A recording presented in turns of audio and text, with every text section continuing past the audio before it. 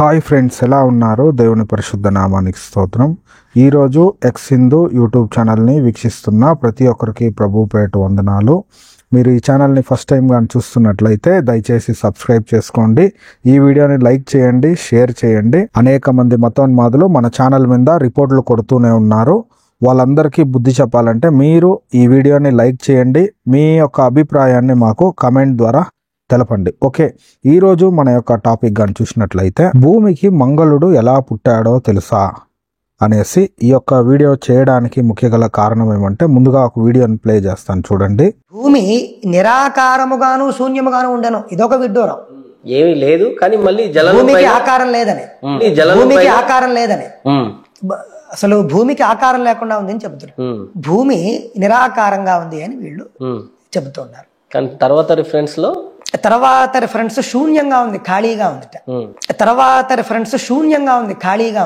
ఈ వీడియో గురించి ఆల్రెడీ మేము ఒక కౌంటర్ వీడియో చేసి ఉన్నాను. సృష్టి క్రమము భూదేవి రజస్వలగా ఉంటుంది అనేసి ఒక వీడియో చేసినాం. డిస్క్రిప్షన్లో లింక్ ఇస్తాను. మీరు ఎవరైనా చూడలేదంటే ఆ వీడియోని కానీ చూడవచ్చు. చూడండి, ఈరోజు మనం చూసేటప్పుడు ఈరోజు మన వీడియో యొక్క టాపిక్ భూమికి మంగళుడు ఎలా పుట్టాడో తెలుసా అనేసి. చూడండి, చూసేటప్పుడు సంపూర్ణ శ్రీ బ్రహ్మవైవర్త మహాపురాణము, ఇది వచనంలో ఉంటుంది. ఆన్లైన్లో అవైలబుల్గా ఉండేటువంటి బుక్ ఇది. ఈ యొక్క బుక్ని మీరు కానీ తీసుకొని మేము చూపించేటువంటి రెఫరెన్స్ ఉందా లేదా అని కానీ చెక్ చేసుకోవచ్చు. ఇది ఎవరినో కించపరచాలనో దూషించాలనో మా యొక్క ఉద్దేశం కాదు. ఇలా బైబిల్ గురించి వక్రీకరించి మాట్లాడుతున్నారు కదా, బైబిల్లో ఉన్నటువంటి సృష్టి క్రమాన్ని తప్పుగా సమాజంలో తీసుకొని వస్తున్న మతోన్మాదులకు బుద్ధి రావాలని ఇటువంటి వీడియోలు చేస్తున్నాము. ఎవరినో వ్యక్తిగతంగా దూషించాలనేది మా యొక్క ఉద్దేశం కాదు. ఈ వీడియో మీకు ఎవరికైనా ఇబ్బందికరంగా ఉన్నట్లయితే దయచేసి చూడొద్దండి. మీరు సత్యాన్ని తెలుసుకోవాలనుకున్నట్లయితే మాత్రం ఈ వీడియోని చూడండి. చూసేటప్పుడు బ్రహ్మవైవర్త మహాపురాణము బ్రహ్మఖండము పేజీ నంబర్ 26, 27లో ఈ విషయం రాయబడి ఉంది. చూడండి, చూసేటప్పుడు సౌనక మహర్షి పలికెను. చూడండి, సూత మహర్షి ఉపేంద్రునకు భూమి యందు బల పరాక్రమశాలి అయిన మంగళుడు ఏ విధముగా పుట్టెనో నాకు చక్కగా వివరింపుము అని అడిగాడు. అప్పుడు సౌతి మహర్షి ఇట్లు పలికెను. ఉపేంద్రుని సుందర రూపమును చూసి భూదేవి మోహించి ప్రౌఢ వయస్సు గల సుందరీ రూపమును ధరించి జనరహితమైన అందమైన చందన వృక్షములతో విరాజిల్లు మలయ పర్వత ప్రాంతమున తన సర్వావయములపై చందనము పూసుకొని మంచి రత్నభూషణములతో చిరునవ్వుతో పరుపుపై పడుకొని ఉన్న ఉపేంద్రుని సమీపించి అతని శయ్యపై కూర్చుండి అందముగానున్న మాలతీ మాలను ఉపేంద్రుని మెడలో వేసెను. చూడండి, ఇక్కడ భూదేవిని ఎలా వర్ణిస్తా ఉన్నారంటే, భూదేవి వచ్చేసి ఈ ఉపేంద్ర అనే ఆయన్ని చూసి, ఉపేంద్రుని అంటే అతను సుందరంగా ఉండని చూసి అతని మీద కామించి ఎవరూ లేనటువంటి సందర్భంలో ఈ భూదేవి ఒక అందమైన ఒక కన్యలా మారిపోయిందంట. అంటే భూదేవి అందమైన కన్యలా మారిపోద్దా? బైబిల్ గురించి మాట్లాడుతున్నారే, సృష్టి క్రమం గురించి. బైబిల్లో దేవుడు ఆదియందు దేవుడు భూమి ఆకాశాలను సృష్టించెను అని రాయబడిన విషయాన్ని వక్రీకరిస్తున్నారు కదా. అయితే మీ యొక్క గ్రంథాల్లో భూమి ఏమైందంటే ఒక అందమైన స్త్రీగా మారి మళ్ళా అందంగా రెడీ అయిందంట. ఆ భూమి వచ్చి అందమైన స్త్రీగా రెడీ అయ్యి బాగా రెడీ అయ్యేసి ఎవరూ లేనటువంటి సందర్భంలో అంటే నగలు అన్నీ వేసుకొని ఆమె ఏం చేసిందంటే ఉపేంద్రుని వాడు పండుకొని ఉండే సమయంలో అతని దగ్గర పోయి శయ్యపై కూర్చొని ఒక మాలను తీసుకొని అతని మెడలో వేసిందంట. అంటే భూదేవి ఇటువంటి పని చేస్తుందా?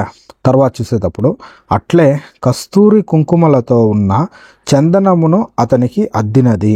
ఉపేంద్రుడు భూదేవి మనస్సును గుర్తించి అనేక విధములైన శృంగార చేష్టలు చేసెను. శ్రీహరి శరీరము తగిలి బీజావాపము జరుగగా ఆమె మూర్ఛను పొందినది. నిద్రపోయినట్లు ఆమె మైమరచినది. ఉపేంద్రుడు సుఖ సంభోగ పీడిత సస్మిత అయిన భూదేవిని క్షణకాలం అక్కున చేర్చుకుని ఆమెను ముద్దులాడి వెళ్ళిపోయెను.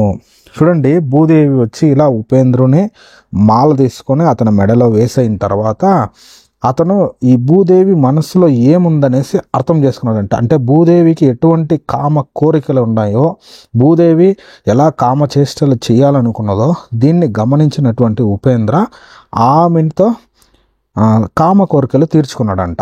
చూడండి, ఆయన ఎవరంటే శ్రీహరి అంట. ఉపేంద్రుడు అంటే ఎవరంటే శ్రీహరి అంట.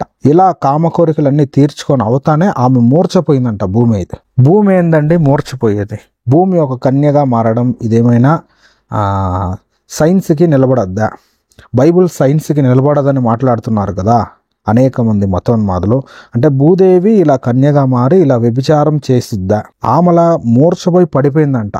ఆమెన ఈ యొక్క ఉపేంద్రుడు అనేవాడు ఏం చేసిండంటే ఆమెను వదిలేసి అక్కడే వెళ్ళిపోయిందంట. ఆమె వెళ్ళిపోయి అయిన తర్వాత ఏం జరిగిందంటే, ఆకాశ మార్గంలో పోవుచున్న ఊర్వశి మలయ పర్వత ప్రాంతమున పడి ఉన్న భూదేవిని తట్టిలేపి ఆమె వృత్తాంతమును అడిగి తెలుసుకొనెను. భూదేవి ఉపేంద్రుని వీర్యమును భరించలేక పగడాల చిప్పతో ఆ వీర్యమును ఉంచెను. అందువల్లనే నారాయణుని పుత్రుడైన కుజుడు తేజస్సున సూర్యుని వంటి వాడై పగడము కాంతిని కలిగి ఉండెను. ఆ మంగళునకు భార్య నిమేద. వారిద్దరికి మిక్కిలి తేజస్సు కలవాడు విష్ణుమూర్తితో సమానమైన కంఠేశ్వరుడు కలిగెను. చూడండి, ఇలా భూదేవికి ఒక బిడ్డ పుట్టిందంట. చూడండి, భూదేవికి ఒక వ్యభిచారం వలన ఒక బిడ్డ పుట్టిండు.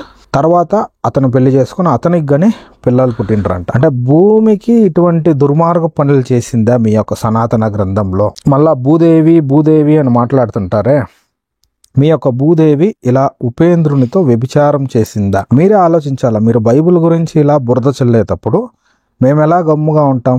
మీ యొక్క గ్రంథాల్లో ఉండేటి తీసిగానే బయటకు చెప్పాల్సి వస్తుంది. ఈ వీడియో చూస్తున్న ప్రియ వీక్షకులారా, హైందవ సహోదరి సహోదరులారా, మీరే ఆలోచించండి. బైబిల్లో సృష్టి క్రమం గురించి తప్పుగా వక్రీకరించి మాట్లాడుతున్నారు కదా. అయితే సనాతన హైందవ గ్రంథాలలో అష్టాదశ పురాణాలలో ఒక పురాణమైనటువంటి బ్రహ్మవైవర్త మహాపురాణంలో ఇలా రాయబడి ఉంది. ఏమి? భూదేవి వచ్చి ఉపేంద్రుని అందమైన రూపాన్ని చూసి మూర్ఛపోయిందంట. ఎవరూ లేని సమయంలో ఒక మాలను తీసుకొని పోయి ఆయన మెడలో వేసి ఆయనతో కామ కోరికలు తీర్చుకున్నదంట. ఆయన ఉపేంద్ర అనే వ్యక్తి, అంటే ఉపేంద్ర అనే దేవుడు లేకపోతే శ్రీహరి స్వరూపం ఎవరో, ఇతను వచ్చి ఆమెతో సెక్స్ చేస్తేనే ఆ యొక్క వీర్యాన్ని భరించలేకపోయిందంట. అందువలన వీళ్ళకి మంగళుడు అనేవాడు పుట్టాడంట. భూమికి పిల్లలు పుట్టడం ఏందండి? ఇది సైన్స్కి ఏమైనా నిలబడద్దా? ఇది తర్కానికి నిలబడద్దా?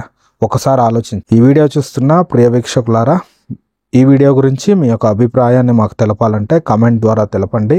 ఇటువంటి మరెన్నో వీడియోలు చూడాలంటే మా ఛానల్ని సబ్స్క్రైబ్ చేసుకోండి. ఇంకొక అద్భుతమైన వీడియోతో మళ్ళీ మీట్ అవుదాం. అప్పుడు దాకా దేవుడు మిమ్మల్ని కాపాడునుగాక. ఆమెన్. సనాతన ధర్మంలో దాగి ఉన్న నిగూఢ రహస్యాలు అనేటువంటి ఈ 3 బుక్ కావాల్సినటువంటి వారు స్క్రీన్ పైన కనపడేటువంటి నంబర్కి ఫోన్పే లేదా గూగుల్ పే చేసి మీ యొక్క అడ్రస్ని విత్ పిన్ కోడ్ సమేతంగా వాట్సాప్ కానీ చేసినట్లయితే మీరు ఈ 3 బుక్కుల్ని పొందుకోవచ్చు. ఇటువంటి బుక్కులు మీరు కానీ తీసుకొని చదివేటప్పుడు అనేకమైన సత్యాలని మీరు తెలుసుకుంటారు. మతోన్మాదుల దగ్గర మీరు మాట్లాడేటప్పుడు ఎంతో మీకు సహాయపడతాయి.